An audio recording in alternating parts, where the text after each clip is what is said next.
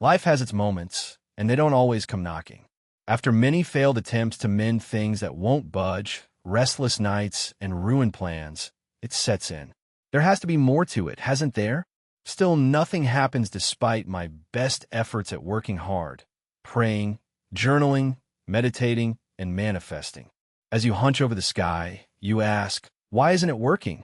But here's the brutal, freeing truth.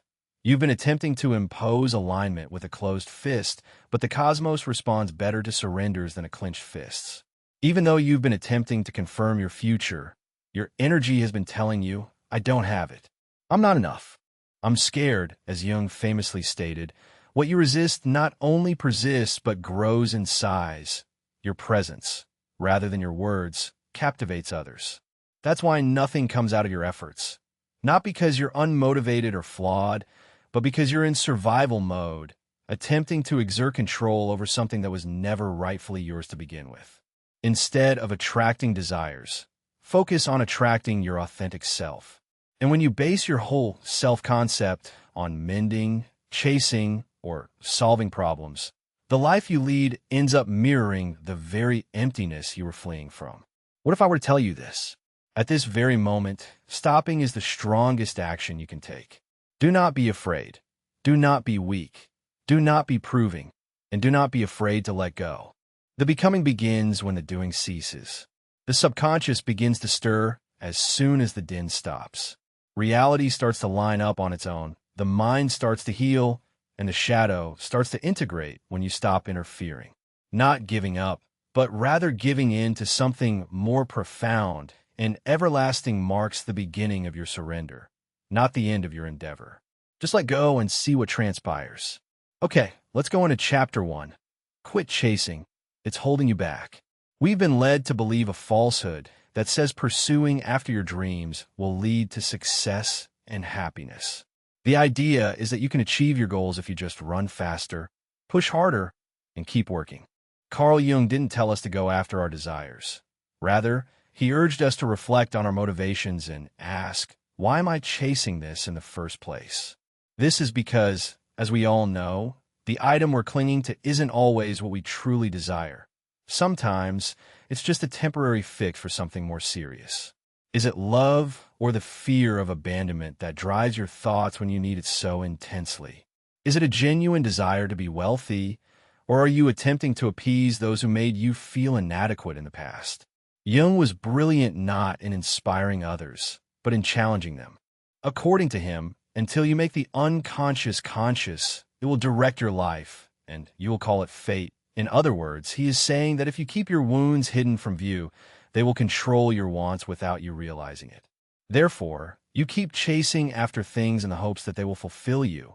But in reality, life does not provide you with what you desire, but rather with who you truly are. Because the energy behind your efforts is saying, I am not whole. I'm not worthy. I need this to feel good enough. And the world always reflects your vibration. So if you're wounded, desperate, or fractured, then no matter how hard you try, your goals will always elude you. Please give me love, you beg, but your energy tells you, I don't have it, so it says, you're right. That's why people get tired of chasing fruitless relationships, draining jobs, and fading validation. Not because the goal itself is bad, but because the self-worth that drives it is. The object itself is never the source of obsession. Rather, it is the belief that it will cure some inner problem that becomes fixated. The reality is, even if you had what you wanted right this second, you wouldn't be able to hold it because the sorrow from the past makes your hands shaky. Jung wasn't sent to assist you in manifesting from your ego. Rather, he came to assist you in integrating your soul, in stopping the pursuit, and beginning to face the part of you that has been subtly demanding attention. I seek completeness, not success. The moment has come for you to stop chasing after something that was never truly yours and start attracting what was always destined for you. Ask yourself, what part of me still feels empty, before you ask the universe for more. Rather than giving up on your dreams, focus on purifying your motivations. The moment your unconscious surrenders, the universe declares, now you're ready. Your purpose is not to seek alignment, but to embody it, and the path to being starts with quiet. Third chapter. Unattachment isn't surrender, it's reawakening. Rather of letting go as a sign of defeat or despair, let go because you have finally come to terms with the reality. Your purpose in life was never to dominate the world, but to find your place within it. Apathy and acting as if nothing is wrong are not the same thing as detachment. It's all about freeing your energy from things it never truly belonged to. Being confident in one's abilities means saying, I've done what I could. Now I surrender what I can't. Jung saw that genuine change does not occur through fixation, but rather through surrender, which involves deep inner alignment rather than passive resignation. No amount of pretending disinterest will get you anywhere. Covertly checking your phone for their name, a sign, or a shift every 5 minutes is no substitute for actually not caring anymore while you scroll through Instagram. Instead of hearing what you have to say, the unconscious picks up on your vibe. And as long as you hold onto the vibration that screams, I need this to feel whole, life will keep revealing all the ways you're not whole. Being detached means not wanting anything.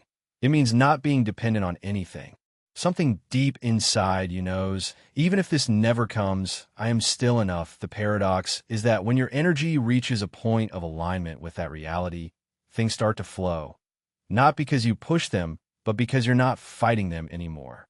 Those who are whole in themselves are the ones who life bends toward, not those who beg to be whole. Thus, if you are experiencing discomfort at this very moment, if you find yourself entangled in the never-ending cycle of waiting, obsessing, and hoping, take a moment to reflect instead of diverting your attention. Ask yourself, what part of me still believes that this one thing will fix everything? The part of you that longs for love, approval, and success shouldn't be fixed. It only needs to be witnessed. Not by anybody else, not even your parents or your ex. Because you can stop seeking external mirrors and start becoming your own person the second you get a clear, judgment-free, shame-free view of yourself. The true change starts at that point. Just be who you are, unapologetically, powerfully. No more pursuing, begging, or proving. Chapter 4. Let the void in.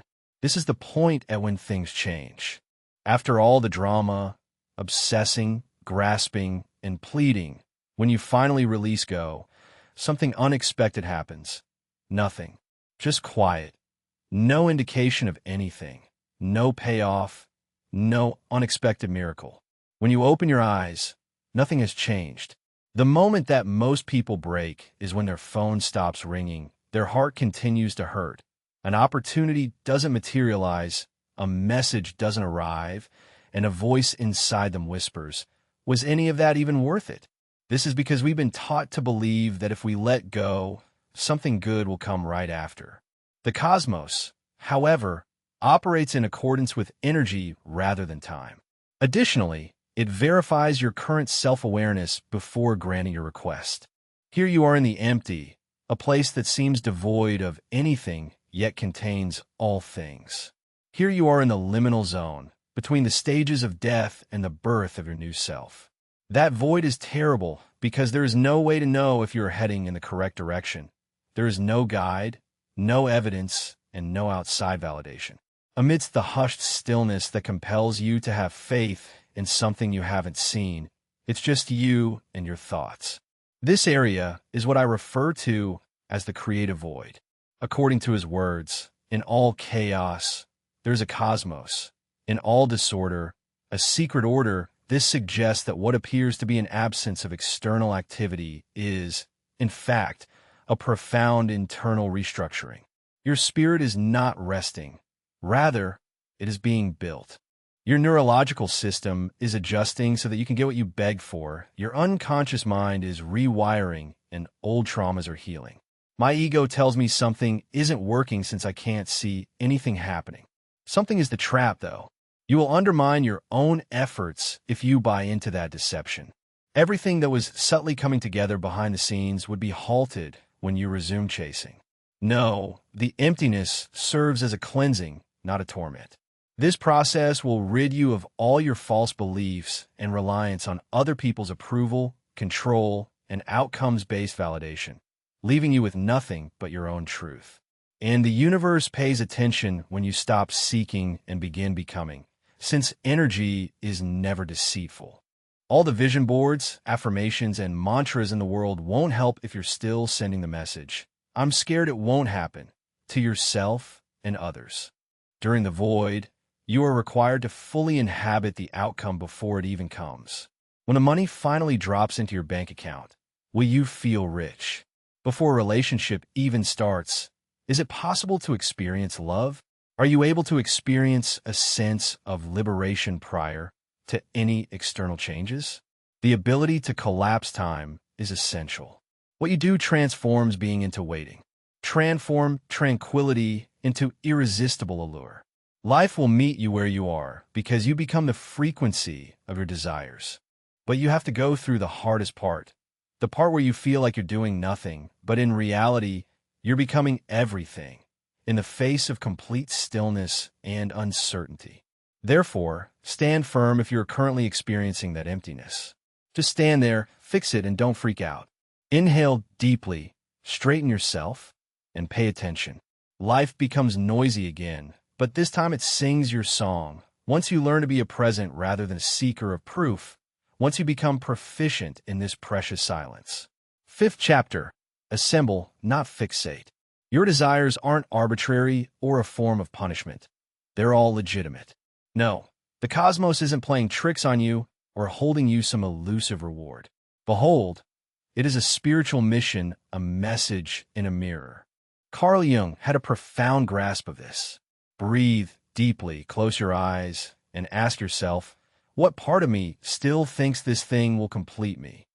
Because there's a profound shift that occurs when you understand that you are whole, that you are not incomplete, broken, or behind, and that the obsession fades away, replaced by serenity, clarity, and genuine charisma. Let's be honest. When we fixate on romantic relationships, it's often not because we truly love them, but rather because we're trying to soothe an emotional scar that says, if someone loves me, maybe I'll finally feel enough. Similarly, when we work harder to accumulate wealth, it's not simply because we want more, but because we believe that we won't be safe unless we do. And here's the catch. If your manifestations stem from shadow, from feelings of inadequacy, fear, trauma, or unworthiness, then what you create will reflect those aspects.